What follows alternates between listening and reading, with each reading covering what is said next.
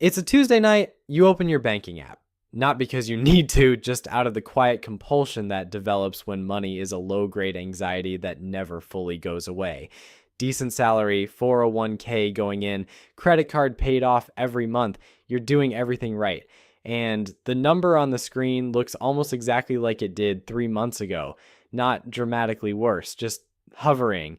Your financial life is a lake that gets filled from one end and drained from the other at exactly the same rate. And nobody told you that was a problem because the lake looks full. Then last week, someone from your office quietly stopped showing up. Same company, roughly your salary, maybe a year older, retired at 51. No inheritance, no crypto, just stopped, said she had enough, and you're sitting there thinking, how? That's the thing about the unconventional path.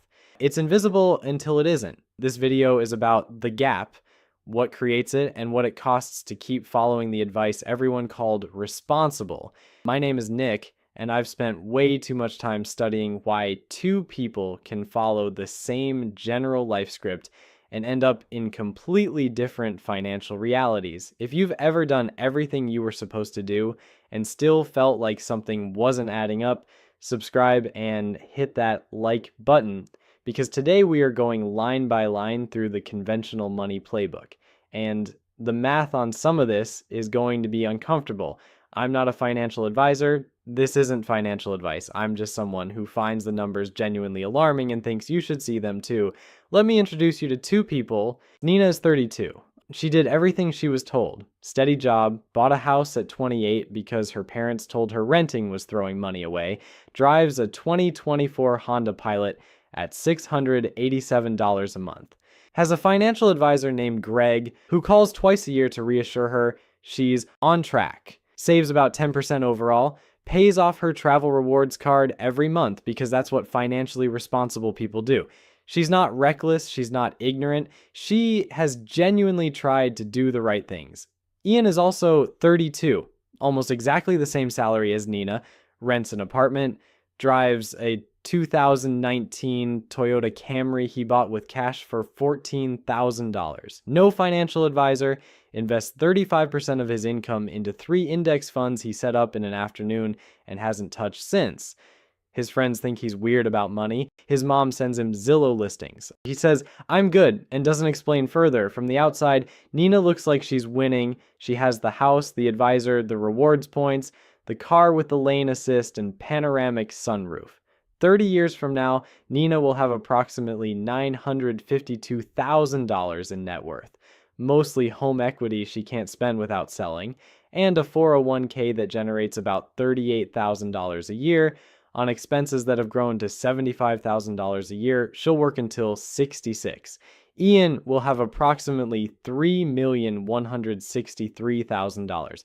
His portfolio will generate $126,500 a year. He'll stop working at 51, same salary, same city, same economy, $2.2 million difference. We're going to build that gap piece by piece. So by the end, you know exactly which parts of the playbook are costing you, how much, and what the alternative actually looks like. The foundation of Nina's plan, and probably yours, is the advice to save 10% of your income. Every financial article repeats it. Your parents repeat it. 10% sounds like a real commitment. It sounds like something a responsible adult does. Here's what 10% actually produces, run through real math. On the median US household income of about $83,000, you're saving roughly $8,300 a year. At 8% returns over 30 years, that grows to about $1,030,000, which sounds fine until you run the retirement calculation. Under the standard 4% withdrawal rule, $1 million generates $41,000 a year. The average American household spends $77,000 a year. You're running a $36,000 annual shortfall every year of retirement. And that's if you started at 25 and never missed a contribution. The American personal savings rate right now is 4%. It's not 10%, 4. The median American isn't hitting the target that wasn't enough to begin with. We're saving for retirement the way someone diets by switching from 3 sodas a day to 2.5. Technically progress, categorically insufficient. 10% sounds like a plan until you see what it produces. Then it sounds like a polite way to be broke at 70. Here's what Ian does instead. He saves 35%. Not because he earns dramatically more than Nina, because he decided early on what his actual goal was: financial independence, not just financial stability, and built his spending around that goal. Rather than letting his spending determine what was left to save, that's a different mental sequence, and over 30 years, it produces a completely different number. A 50% savings rate reaches financial independence in about 17 years. A 10% savings rate reaches it in 51. That's the distance between retiring at 45 and dying at your desk. Same income, completely different relationship with what the money is for. This is the one that doesn't get talked about proportionally to the damage it actually does. The average new car payment right now is $767 a month. Not a luxury car, not a sports car, the average, a regular car for a regular person. Nina's $687 a month is slightly below average, which tells you something about where reasonable has drifted. Nearly 1 in 5 buyers now takes a loan that stretches to 84 months, 7 years. They're financing a depreciating asset for 7 years because that's the only way the monthly payment feels survivable. And here's how the dealership makes that happen. They ask you what monthly payment you're comfortable with. The moment you answer that question, you've stopped thinking about the price of the car and started thinking about a number they chose for you. That question is not customer service, it's a magic trick. Nina's $45,000 Honda loses about 20% of its value the day she drives it off the lot.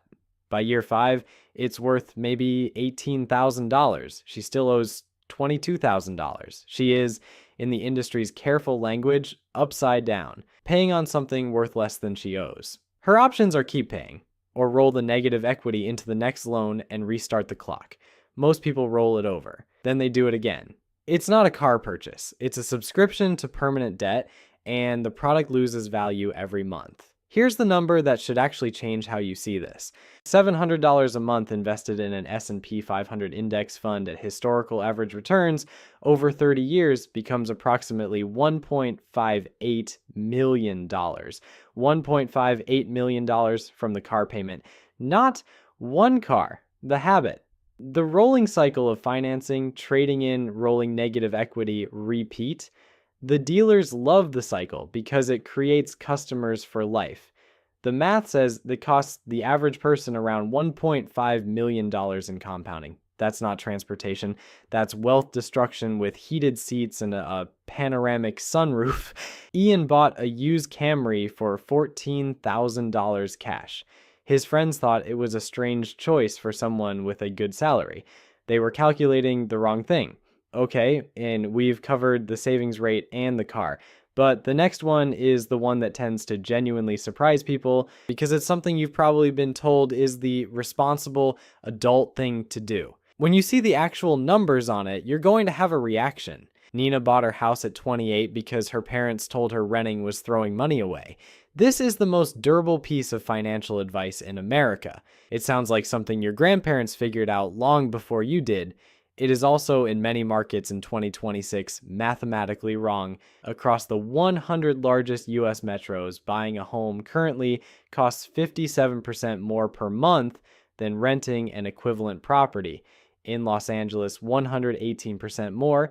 In San Jose, 131% more. That's not a market quirk. That's what happens when home prices reach 5 times the median household income, up from 3.5 times a generation ago. And the math that made homeownership obviously correct for your parents doesn't apply to your housing market. They just forgot to update the advice. But you're building equity. Yes. Robert Shiller, who won a Nobel Prize studying asset prices, tracked real home appreciation across 130 years of US data. After inflation, homes appreciate about 1% per year. 1%. The S&P 500 has returned roughly 7% per year in real terms over the same period. When Nina's parents told her to buy instead of investing the difference, they were recommending the asset with the worst historical return, the higher monthly cost, and the hidden expenses they never mentioned. Those hidden expenses, property taxes averaging $4,800 a year, insurance, maintenance, 1 to 2% of home value annually, in which on Nina's $380,000 house is $3,800 to $7,600 a year just to prevent deterioration. Transaction costs when she eventually sells 8 to 10% of sale price, gone. And the opportunity cost of the down payment, which is capital sitting in bricks instead of compounding. Renting is throwing money away is a bumper sticker. Bumper stickers don't run calculations. Greg calls Nina twice a year. He's pleasant. He uses words like diversified and well-positioned. He charges 1% of her assets under management, which sounds almost negligible. Here's what 1% costs over a career. On a $500,000 portfolio, growing at 7% annually over 30 years, Greg's 1% fee consumes approximately $934,000 in foregone compounding. Not a fee Nina wrote a check for. Wealth she never accumulated because every dollar that went to Greg didn't compound for Nina. $934,000 for twice yearly phone calls and a quarterly newsletter. But maybe Greg is good, maybe his funds outperform the market and the fee is worth it. According to S&P's Spiva scorecard, 94% of actively managed domestic equity funds underperform a simple index fund over 20 years, 94%. And among funds that made the top quartile in one period, essentially zero remain there 4 years later. The funds rotate in and out of rankings with roughly the consistency of a roulette wheel. Vanguard's total stock market index fund charges 0.03%. Greg's recommended funds average 1% to 1.5% in expenses before his own 1% advisory fee on top. Nina is paying 40 to 50 times more for a product with a 94% historical track record of being worse. That is a remarkable business model. But the entire active fund industry has convinced a country full of intelligent people to pay a premium for statistically inferior results, and done it so elegantly that the customers feel prudent for doing it. Ian has no Greg. He has a Vanguard account, 3 index funds, and a 0.04% expense ratio. He set it up in an afternoon and hasn't thought about it much since. He is currently beating Greg's funds in his sleep. Literally, most of the compounding happens while he's asleep. This is genuinely my favorite one because it's the most elegant trap in the playbook. The pitch is perfect. Use your card for everything, pay it off monthly, collect points, fly business class for free, profit. And if you're the rare person who pays the full balance every single month, the rewards are real. But MIT researchers found that people spend 12 to 18% more when paying by card than by cash. McDonald's found their average card transaction was $7 versus $4.50 in cash. Same menu, same customer, different payment method. The physical act of handing over money creates what psychologists call the pain of paying. Cards eliminate that pain entirely, and without the friction, spending quietly goes up. So your card gives you 1.5% cash back on purchases you increased by 15% because you stopped feeling the money leave. Congratulations, you've optimized yourself into a more efficient consumer on behalf of Visa. You're not hacking the reward system. The reward system is hacking you. For the 47% of cardholders who carry a balance, the average APR is almost 21%. On the average balance of $6,500, minimum payments turn that debt into a compounding machine that works entirely in the bank's direction. The cash back on your spending amounts to maybe $100 a year. The interest charges amount to thousands. The credit card companies have invested billions in behavioral research to design exactly this outcome. They're very good at what they do. The least you can do is notice it. Here's the thing. Nobody shows you about the unconventional path, what it actually looks like to live it. From the outside, it looks like deprivation, older car, rental apartment, no Greg, and deprivation sounds miserable, so most people don't try it. But here's Ian's actual year. He makes around $72,000 after tax. Your rent is $1,600 a month. The Camry costs him nothing monthly. Every payday, $2,100 goes automatically into his index funds. Roth, IRA, taxable brokerage, 401k before he can touch it. He set this up once. He doesn't think about it. The money disappears before he can spend it, which is exactly the point. What's left? About $2,200 a month. He spends more or less freely. Good dinners, a trip or two a year, a nice apartment in a neighborhood he actually likes. He's not eating rice out of a pot and meditating on the virtue of frugality. He lives a normal, comfortable life. He just structured it so wealth building happens first and lifestyle spending happens with what remains rather than the other way around. When friends ask why he's not buying a house, he says, "The math doesn't work for me right now." When his mom sends Zillow listings, he says, "I'm good," and moves on. He's not smug about it. He's just decided that his Tuesday night banking app check shouldn't be a source of low-grade dread. And right now, it isn't. Here's the part that explains everything else. Why do smart people follow a playbook the math says doesn't work? Neuroscientists have found that going against social norms activates the same neural pathways associated with physical pain. Not metaphorical discomfort, measurable neural level pain response. So when everyone Nina knows is buying houses and financing SUVs and hiring Greg, and she considers not doing those things, her brain physically pushes back. The friction isn't just social awkwardness, it's biology. And then there's the visibility problem. You can see your neighbor's car in the driveway, you cannot see their brokerage balance. You can see your coworker's kitchen renovation. You cannot see their credit card debt. Everything you observe about other people's finances is biased toward what they spend. Visible, physical, photographable, and blind to what they're quietly building or destroying. Researchers in the Netherlands found that when someone in a neighborhood won a luxury car, their neighbor's vehicle spending increased measurably within the year. We compete with what we can see. What we can see is consumption, not savings. This is the invisible architecture of normal. Nobody designed it deliberately. It's just what happens when social comparison operates on the visible 10% of people's financial lives. And here's the part that should make you genuinely uncomfortable. The playbook wasn't written neutrally. The bank profits when Nina buys. The dealer profits when she finances. Greg profits from her assets. The credit card company profits from her spending. Nobody in that chain profits when she drives a paid-off Camry, rents strategically, buys index funds at 0.04%, and doesn't call anyone.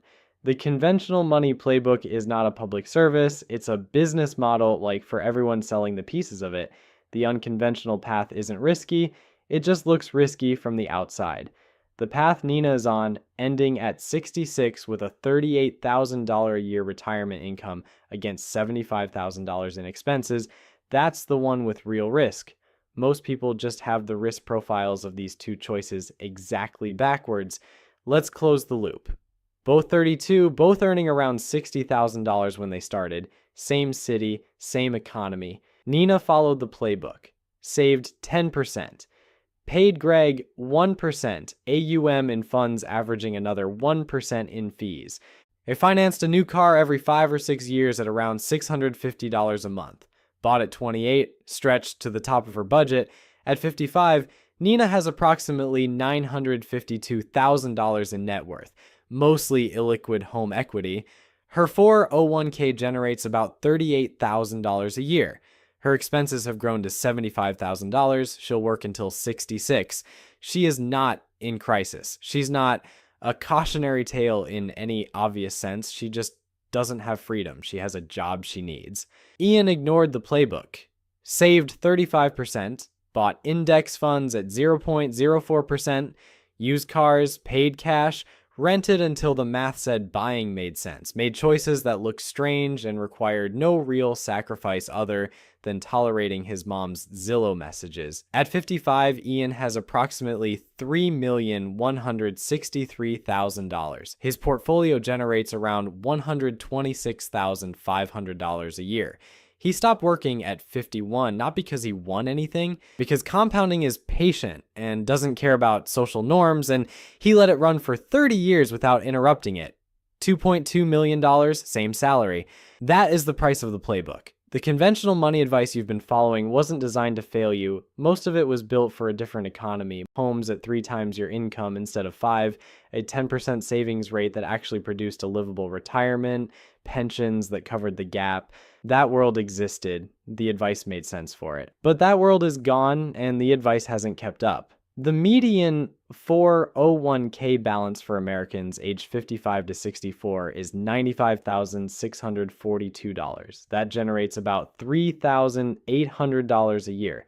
The average household spends $77,000. That $73,000 annual gap every year in retirement is where decades of doing everything right by conventional standards actually lands. The decisions that built this gap didn't announce themselves as consequential. They were the $687 monthly payment that felt reasonable, the advisor fee that sounded almost negligible, the house bought at 28 because not buying felt irresponsible, the 10% savings rate that sounded committed. None of those felt like big choices. Compounded across 30 years, they added up to $2.2 million. Here's what Greg's quarterly newsletter will never tell you. The person driving the paid-off Camry isn't taking a risk. The person with the $767 car payment, the stretched mortgage, the 4% savings rate, and the actively managed fund portfolio, that's the gamble. It's just a gamble that looks too normal to feel dangerous. Nina isn't reckless, she's just following a script written by people who get paid when she does.